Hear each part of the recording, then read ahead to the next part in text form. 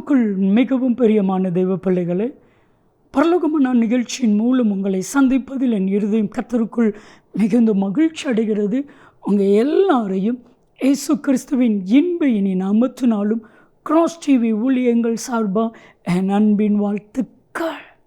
இன்றைய பரலோகமன்னா நன்மாய் கிருபாய் உன்னை தொடரும்.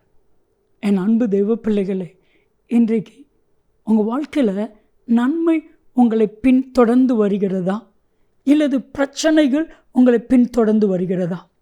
கிருபை உங்களை பின்தொடர்ந்து வருகிறதா, உபத்திரவம் பின்தொடர்ந்து வருகிறதா அப்படின்னு கேட்டால் நம்ம எல்லாரும் சொல்லுவோம், பிரச்சனை தான் பின்தொடர்ந்து வருது, பாடுகள் தான் பின்தொடர்ந்து வருது.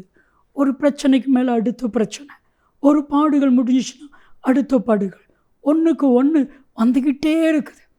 இல்லை பெரியமானவர்களே, இன்றைக்கு உங்கள் ஒவ்வொருவரையும் பார்த்து தேவனாகிய கர்த்தர் சொல்லுகிறான், சங்கீதம் 23:6, நன்மையும் கிருபையும் உன்னை தொடரும். நீங்கள் எங்கே போனாலும் என்ன செய்தாலும் அது நன்மையாக இருக்கும். நான் ஒரு காரியம் சொல்லட்டுமா? எல்லா பிரச்சனைகளையும் கிருபையினால் கர்த்தர் நன்மையாய் மாற்றுவார். நன்மைகள் உங்களை பின்தொடரும். இதுவரை உங்களை பின்தொடர்ந்த சத்துருவின் கிரியைகளை கர்த்தர் அழித்து போட்டா. பிரியமான தெய்வ பிள்ளைகளே, இஸ்ரவேல் ஜனங்கள் தேவனை ஆராதிப்பதற்காய் புறப்பட்ட பொழுது பிரச்சனையும் பின்தொடர்ந்தது. இப்போ மோசே பார்த்து சொல்கிறாங்க, மோசே, நாங்கள் எகிப்திலேயே இருந்திருப்போம், அங்கேயே ஏதோ கூழோ கஞ்சோ குடிச்சிட்டு வாழ்ந்திருப்போம். இப்போ கர்த்தரை ஆராதிக்க வந்தால் பிரச்சனையும் பின்தொடர்ந்து வருது, எகிப்தின் இராணுவமும் பின்தொடர்ந்து வருது, நாங்கள் என்ன செய்வது?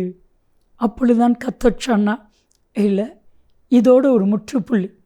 யாத்ராம 14:13 நீங்கள் வாசித்து பாருங்கள். யாத்ராம 14:14 நீங்கள் வாசித்து பாருங்கள். யாத்ராகமம் 14:24-25 நீங்கள் வாசித்து பாருங்கள். கர்த்தர் துணை நின்று யுத்தம் செய்தார். பிரச்சனை யாரை தொடர்ந்துச்சுன்னா எகிப்தினுடைய இராணுவத்தை தான் பிரச்சனை தொடர்ந்தது. இப்போது செங்கடலில் எகிப்தினுடைய இராணுவம் மூழ்கடிக்கப்பட்டது, இஸ்ரவேல் ஜனங்கள் பாதுகாக்கப்பட்டார்கள்.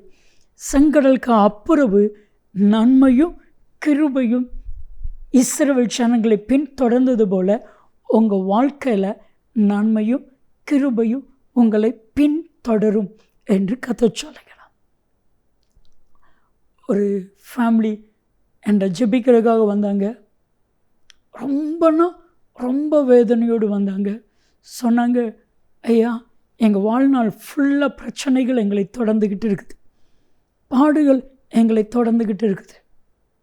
சொன்னாங்க, ஐயா, நாங்கள் ஒரு வீடை லோனுக்கு எடுத்திருந்தோம், நாங்கள் 3 மாதம் கட்டுவோம், 3 மாதம் கட்ட மாட்டோம், வட்டிக்கு மேலே வட்டி, வட்டிக்கு மேலே பணம் கட்டி கட்டி கட்டி இப்போது வீடு ஏலத்துக்கு வந்துட்டு என்ன பண்ணணுன்னு தெரியலை, வீடை ஏலத்துக்கு விட்டுட்டாங்க, நாங்கள் என்ன பண்ணுவது?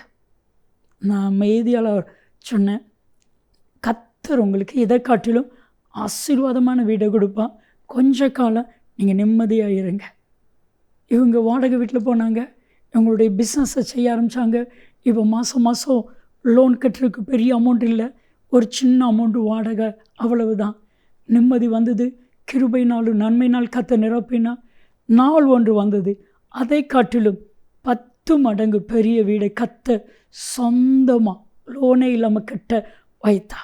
நன்மை கிருபை உங்களை தொடரும். ஜெபிக்கலாமா? அன்பின் தகப்பனே, நன்மையும் கிருபையும் இவர்களை தொடர்வதாக நீர் அப்படி செய்கிறதற்காக நன்றி. நாமத்து ஆமென், ஆமென். நன்மையும் கிருபையும் ஆசீர்வாதங்களும் நிச்சயமாய் உங்களை தொடரும்.